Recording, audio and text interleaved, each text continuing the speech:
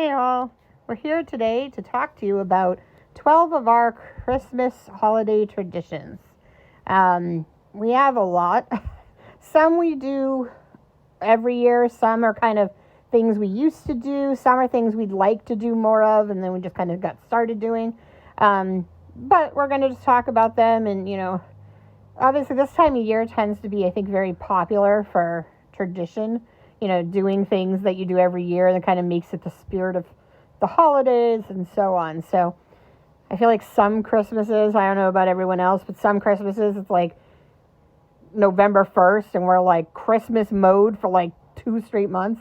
Really? And then some years it's like December 22nd and we're like, oh, we should wrap some gifts or something. So our first one is kind of the kickoff to the Christmas season. And that's pretty much, since we moved in together, we have always, we decorate for Christmas on Thanksgiving weekend. So there were a couple years, there was that 1 year, remember? When I like set everything up on like November 1st. You were like, that's too early. What are you doing? It's November 1st. Made no damn sense. But usually we set up around Thanksgiving. We put the tree up, we do our ornament swap, which is something we'll talk about in a little bit.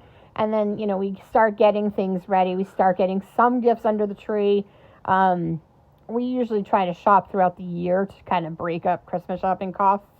So we usually have a decent amount we can get started on right away in Thanksgiving. So, I think that's pretty common. I think a lot of people decorate at Christmas. We have a fake tree, so. You keep saying Christmas, you mean Thanksgiving. Yeah, you know what I mean. All right. We start decorating for Christmas on Christmas. Yeah, we don't do that. Very confusing. We take it down the next day. Those were college years. Right. Like a little metal tree or whatever, just like stick in the corner. Yeah. Christmas. All right.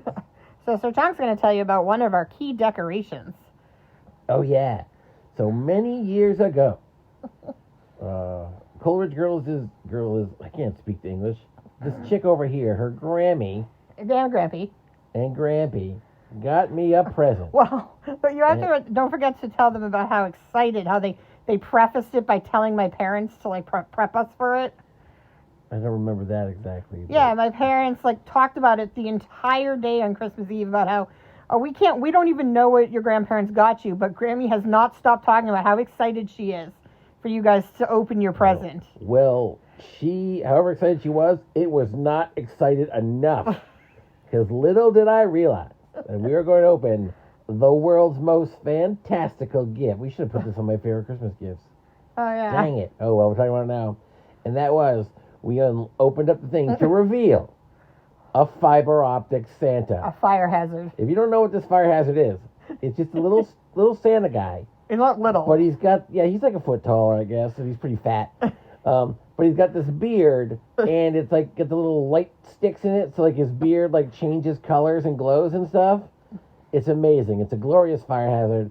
And I tell you this, folks, the Christmas season for me does not truly begin until I plug in fiber optic Santa. He hasn't been used yet. I put him on the thing, and you were like, "Don't plug him in yet. Don't plug him in yet." So I waited. Yeah, because our house is still in process. I was gonna do it like 2 days ago, so Christmas has been put on pause till Santa can be unleashed.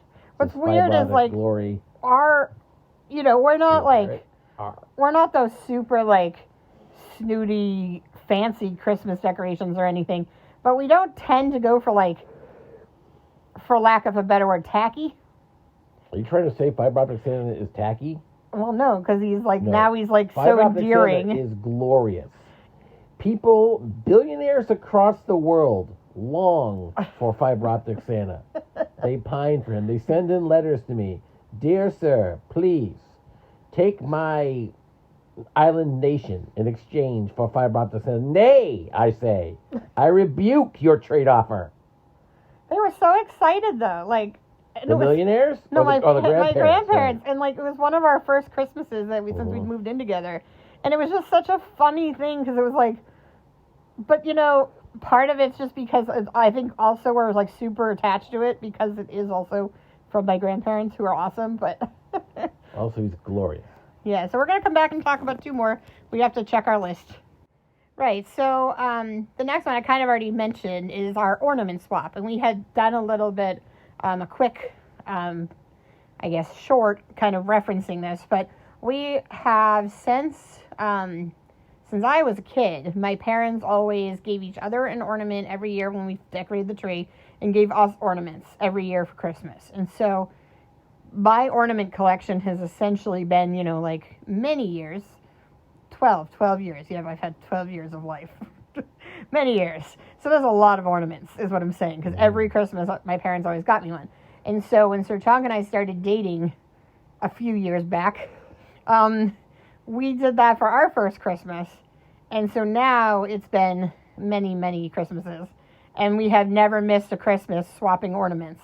So we have, basically, it's kind of nice because we have a constant collection of ornaments. And then, if sometimes we're like, there's too many ornaments, and sometimes, things have broken over the years or gotten lost, unfortunately, a few things.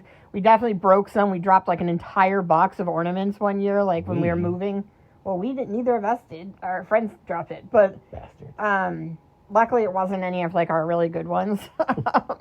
But so we lost a lot of ornaments there. And then, so over time, you all probably know, it's like ornaments get lost, they get broken, they get damaged. It's a nice walk down memory lane. Yeah, it's really that's fun. right. I bought you that canine ornament like 20 years ago. Yeah, so when we go through like our ornaments every year, it's always like, oh, we got this, when we went here. And so like we'll have like, and I used to, when we used to travel, I used to always buy ornaments too. So we'd be like, oh, look, here's that one we bought at, St. Patrick's Cathedral in Ireland. That's the bag of chips, right? No, that was a gift for you. Okay, yeah. So, Sir Todd, you're going to talk about? Yes. So, as the winds grow colder and the skies darken, as the Yule approaches, as we creep toward the end of the year, there's a quest that must be embarked upon. A journey, an adventure. Another word for that. I don't have a thesaurus. But anyway, me and this person will travel out into the throngs, and we'll go to an establishment known the world over, at least probably in most parts of the U.S., at least in New England. CVS. And there, we will trudge through the aisles of bric-a-brac, shoving old ladies aside, kicking parka-encrusted children out of the way, to purchase stocking stuffers, of which some things are very crucial and must be added. You must have the M&M roll. You must have the candy cane tube thing. We must have a Snickers and or peanut butter Santa. These are the things that we battle hydras for. What's always fun about the CVS shop is how, like, we always do it together, Guy's named Dirk. Every year we go together and we just get this little bin, and we both sit there and both put in, like, the Snickers I'll Santa. throw a thing in, that's for my stock. And I'm like, wait, is this for me, for you, or you for me? And then we get home and basically split the bag. Divvy it up and be like, oh, wait, who's this? Oh, you're getting this. Okay. You're going to forget, I hope, because right. Christmas. And actually, a lot of times we do forget because we usually do it fairly early. Right. But occasionally we'll be going through the stock and be like, okay, here's my Snickers Santa. Right. Like, it's so tradition at this point that we're like, okay, we know where there's going to be a peanut butter Santa or treat. Remember that one trip to CVS where we lost Lloyd? Wow. Who? Lloyd, our cousin. He was murdered by... We don't have a cousin. Also, we're not cousins, so that sounds weird. You act like he was your cousin. He was murdered by, I don't know, Hershey Kisses or something? Anyway. It was a dreadful year that year. I guess that kind of leads me we lost Lloyd. To another tradition, which is poor Lloyd. One of the highlights, and has always been since I was very small for some reason, probably strangely one of my favorite parts of Christmas is the stocking. And what's so weird is, like... She means, like, the sock, not, like, the chasing people. Yeah. They don't see them. And, like, I'm sure a lot of people feel like this, but, like, you can get me all the gifts in the world, but I'm so excited to open the stocking. Stocking, I believe, which comes from Turkish prostitutes. If I'm not mistaken, is where the stocking... No, that is not where it comes from. No, look on the internet, folks. You don't believe me. Oh, really? Yeah. Oh. Well, anyway, isn't St. Nicholas from Turkey? Yes. Yeah. And he gave gold to Turkish prostitutes. They wouldn't lose their home. In their pantyhose they hung by the chimney. There you go. Stockings. Well, that's odd. Anyway, so we always, stockings are like, when I was a kid, I always got like, my dad is like really into Christmas, and so he would wrap every item, and I take after my dad where I wrap like every corner, and it's super annoying, and like it costs so much for tape every year. Yeah, we spend a ton in wrapping paper and tape, unfortunately, but and we were just talking about this the other day. It's like, how much wrapping paper do we need? Maybe we just won't wrap gifts anymore, but we have to wrap every item in the stocking, and so you're like, here's a sticker, and it's wrapped in wrapping paper. Look at the sticker. One of your things isn't wrapped, by the way. I'd get like, this is unacceptable. We're gonna have to deal with this. In there earlier today. But. No, that's not gonna happen. But anyway, so we have like lip balm, or like you could get like playing cards. It's like you're not even. My mom used to get us like tubes of like Tylenol and Advil. Like you'd get Q-tips. You'd get like cough drops. It wasn't like you were getting like these fancy gifts. Like your parents also went to CVS. Right. And like, but for some reason, even though like the stocking, I mean, usually we try to get a couple cool things. But a lot of times the stocking's just like some snacks, some like needed items, like some batteries, like just things that like aren't even that exciting. A new thumb. A toothbrush or something. But for some reasons, it's so much fun. And it's actually, Sir Chong's like family's the same way. Like we have to, on Christmas morning, we have to open our stocking before we do anything. We open our stocking and then we'll usually take a break. But when we do Christmas like at his family's, same thing. Like, we have to open stockings before anyone can touch a gift. Even though my mom asks every year, like, why are you asking every year? You know the answer. I guess that's part of the tradition. Should we do the stockings first? Yes, you junkie. Yes. And I mean, and it's funny because like the stockings at your parents at this point, like, they're like, I mean, there's like 50 because like his brother has like 703 children. And so there's three. There's so many people now though, like, because obviously it's spouses and everything else and all the kids. So like the stocking now is basically like two things of candy, fuzzy socks, and some like usually get scratch tickets. Yeah, and scratch tickets. So it's basically I won $2 once. And they don't wrap everything. We do. And my dad used to do it. Crazy. Yeah. But that's because that's how I was raised to wrap everything. I think I got a Butterfinger last year. That was great. I like Butterfingers. Anyways. That's actually very relevant right now. But stockings, huge part of Christmas. So we're going to come back with some more. All right. So here's another exciting tradition that has morphed a little bit over the years. And it's the handing out and eating of my nuts. And I'll explain this again in a second. So when we were younger in my house, a gift that we would always get every year would be a can of cashews, like the half cashew salted pieces there, like the little, like, I don't know, the 8-ounce, 12-ounce cans or whatever. And so we got them so often that, like, we'd see them under the tree, like, oh, there are the cashews, like, they were coming. And so that sort of, like, stopped happening. And so I, like, brought the tradition back. And now I don't usually just, like, my parents would buy them. Now I buy them for, like, everybody. So every year I buy a big old can of nuts I guess they're legumes. But anyway, cashews for people. And I usually say something like, I hope you enjoy having my nuts in your mouth, which is a joke that I don't care who's in front. I say it in front of my mom. I don't care. Say it to my mom. I don't care. That's how it goes. But anyway, talk about my nuts every year around Christmas. It's great. They're salted. Lightly salted. So, our next tradition is actually one we started, for ourselves. And this was only, like 8 years ago, probably? I don't know. 9 years ago. And this was, I think, our second year. We had moved to this new house at one point, and we, like, the first year, because we had moved, like, we hadn't been doing a ton for Christmas, so I don't know if we were in a bad mood or what. And then one year, I just went, like, wild for Christmas. And that was you said ham. Yeah, that was festive. Yeah, I went ham for Christmas. Yeah, and that was the year that, like, I decorated on, like, November 1st. And, like, the whole house was done by, like, November 2nd. That was a little much. And then I, like, decided, I was like, it'd be really fun. And that was the year where we were, like, I did those, like, I got so into it. So we had our advent calendars and all our normal things. And then we had, we did those rings. I'm sure you've seen them, where you cut them out of, like, construction paper. Yeah, and you rip off, like, as you get closer, which was something my dad had done when we were kids. But I said, it'd be weird is, like, there's 12 days of Christmas, which actually don't even start until Christmas. But most people think of like the 12 days of Christmas as leading up to the 12 days of Christmas. So I said, we should do 12 days of Christmas, and we should give each other a small present every day leading up to Christmas, preferably not a bird. Christmas Eve. Or any, up to Christmas Eve. So it starts on the 12th, basically. Right. And so leading into Christmas, and, we were basically like something small, nothing like, super exciting, but like just to kind of really get the season super seasonal, and they'll give you like a little bit of like something to look forward to.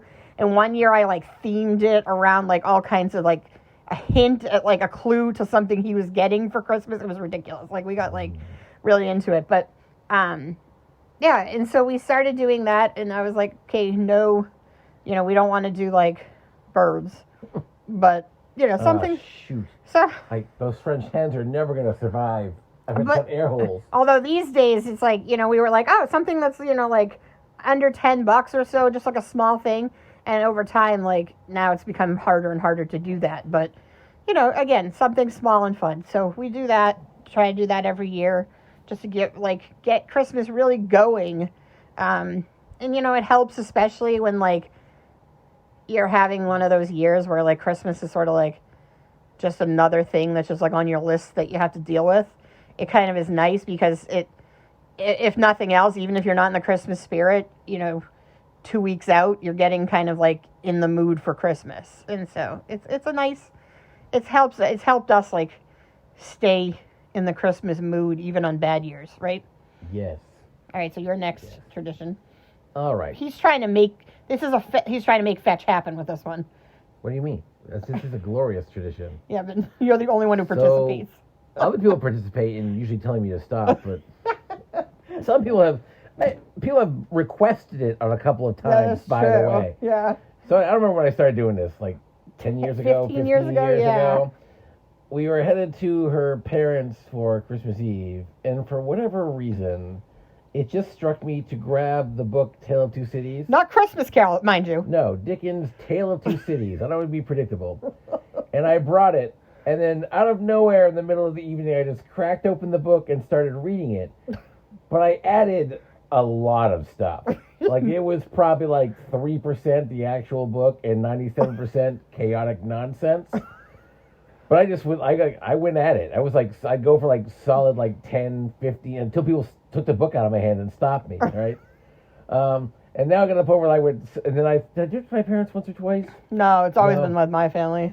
So every couple of years, I just sit there in the chair and I go, well, folks, it sounds like it's time for our annual reading. And we get a lot of sighs and no's and please God and people jumping out of the window Kool-Aid Man style.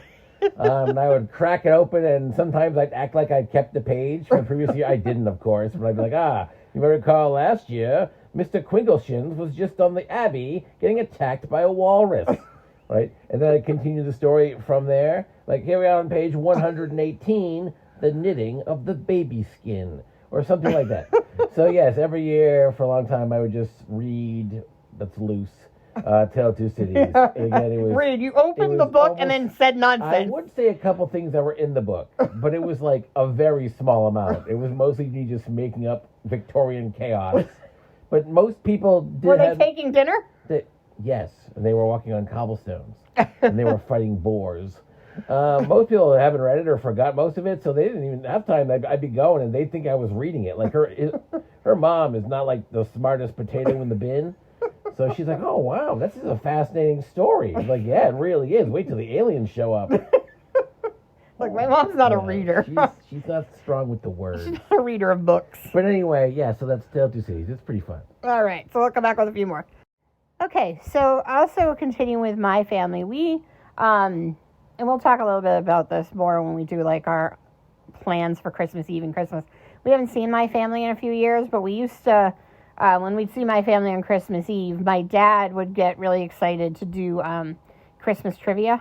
So we used to, he would like print up these like questions, and we'd all get pens, and he would put like stickers on each of our worksheets. And it's a whole thing. Like, everybody would have to sit down. My mom could not sit still. She would keep getting up and, like... She also knew she didn't know any of the answers. Yeah. So, like, she'd get, like, we're all getting, like, 23s and 22s, and she's like, I got 2. Yeah, because she was not even in the room for half of it. She's, like, off walking around making coffee. my dad knows the answers and is not participating. So basically it was like us and my sister and her husband. And it was like, but it started getting really like competitive over the years. Three-way competitive, because what's his name was... He used to joke that he had no idea about anything. He would get like a 6. And then... The other person he would beat would be your mom. He would get so mad because he's like, why are we even doing this? She's just going to win to me because I win like every year. And the winning was like, first of all, my dad whoever won would get like a Dunkin' Donuts gift card.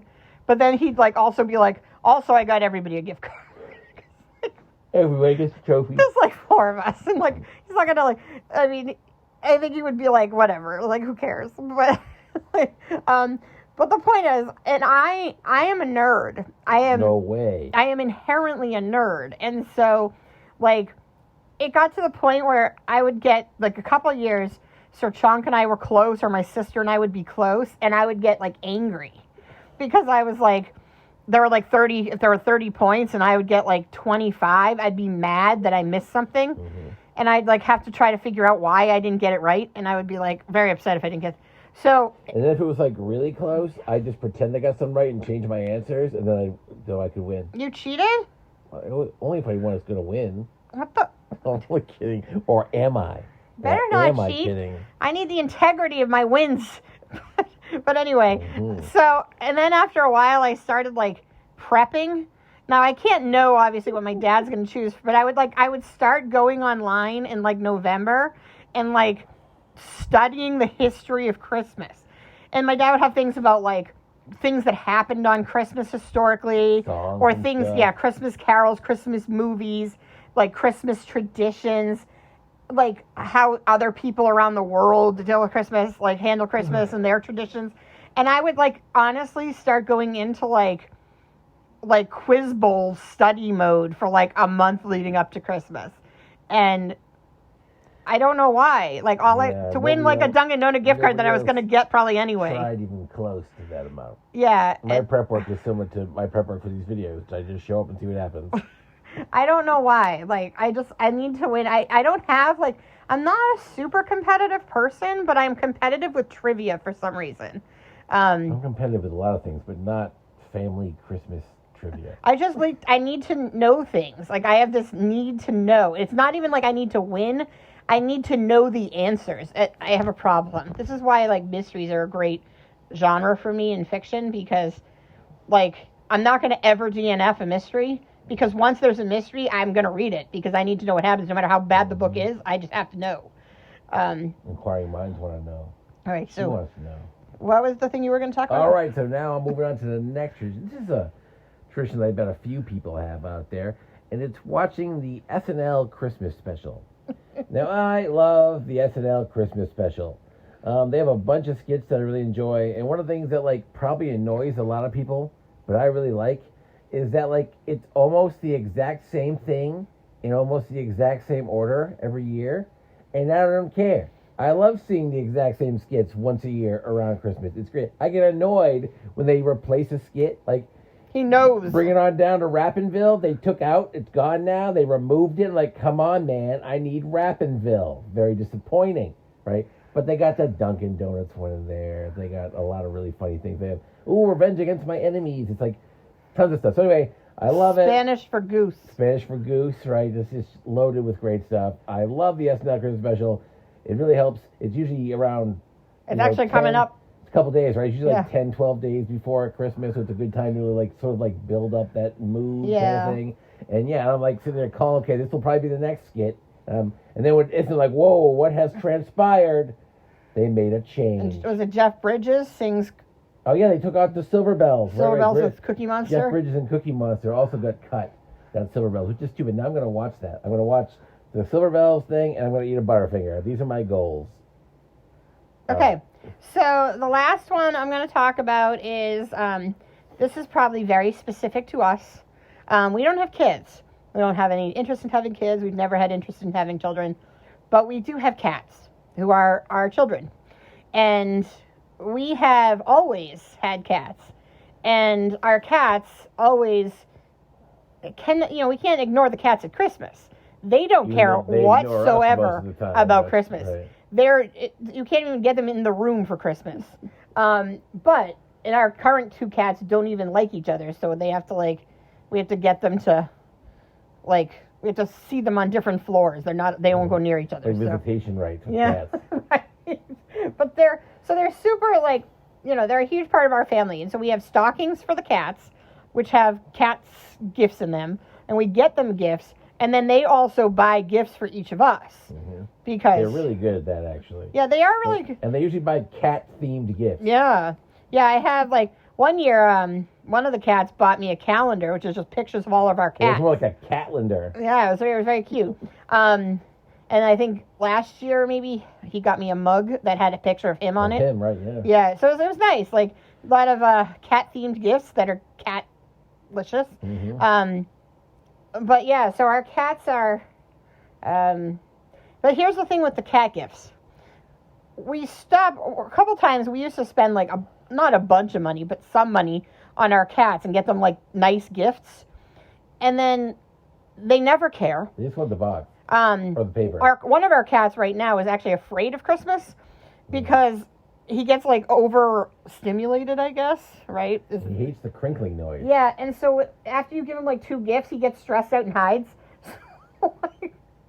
He doesn't like Christmas at all. Yeah. And our other cat just plays with the things a few times and then eventually gets bored and leaves. Yeah, she smack hell out of it 3 times and she's and I'm done with this forever. And then you'll get them these really fancy toys. And then they're ooh, what is that crinkled bit of wrapping paper you threw over there? I'm going to play with that instead. And the paper and everything else. So yeah. Now I'm just wrapping paper. Right.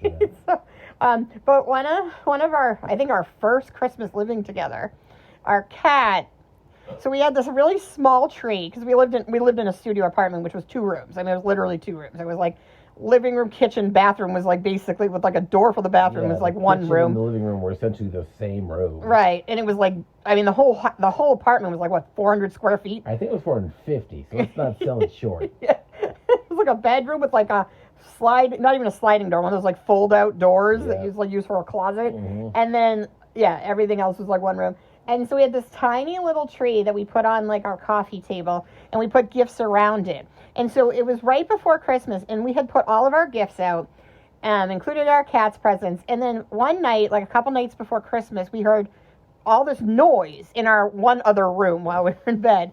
And we were like, what is that? We took the long trip of about 3 steps from one room to the next. We peer into the other room, and all of a sudden, we hear the noise, and we can't figure out what it is. We're do we have a mouse? What? So we turn the light on, can't figure it out, and all of a sudden, our cat's head, and he was this big, chunky, Garfield orange cat, this orange head comes up from this pile of gifts with his bag of catnip that he had found that was buried under so much stuff that he had pulled out of his stock, or not even a stocking, a pile of gifts, half open. He's ripped open the wrapping paper and the catnip bag, hanging from his face while he's licking the catnip off of his face. He did not wait till Christmas. So now we only put catnip in the stockings where they're too high for the cats to get to them. Speaking of too high, catnip. Yeah. So, but yeah. So, and now our cat is afraid of catnip too. Yeah. He's kind of afraid of all the things. Afraid of most things. Afraid of ceiling fans. Afraid of crinkling bags. So our last tradition that we're talking about today, right, takes place on December 23rd. It's its own holiday, really. It's got. I think this has gotten more and more popular. It's been popular for a while now. Yeah, 30 years. Yeah, it wasn't popular right off away, but it didn't take too long for us to build up a lot of popularity. And of course, it's Festivus. So December 23rd is the celebration of Festivus. And we mention it and we talk about it a little bit. There's a couple things I do. Every Festivus, I watch The Strike, which is the Seinfeld Festivus episode. I usually make my fudge every year on Festivus. We make references to airing our strength grievances. And the airing of grievances. One year at work, because we didn't get out until the 24th. We went to school on the 23rd. Yeah. I brought a giant non-decorated metal pole, which is what they use for Festivus, to school, and I carried her out all day yelling about Festivus. It was weird but glorious. Yeah, we were really into it too. Yeah, it was sharing different cultural traditions and stuff. Which was basically everybody was talking about Christmas, and there was like one person who had like celebrate Hanukkah. Yeah, and I was doing Festivus. I feel like, this guy's weird. I'm like, you're damn right. Yeah, so anyway, what traditions do you have? You know, I don't know, are these like American, or are they New England, or are they, like, I don't know, are they just weird? Do you make sugar cookies? Do you get in fist fights with pies? Well, I hope not. Do you see how many children you can lure into a shrub and then set up like one of those little like piñatas that explodes, but it explodes with like really hard like gumballs, so all the children get bruised, and they go, "Oh, well, we get gum, so it's okay." That's a normal Christmas thing, right? No. Oh. All right. Merry Christmas. Boop.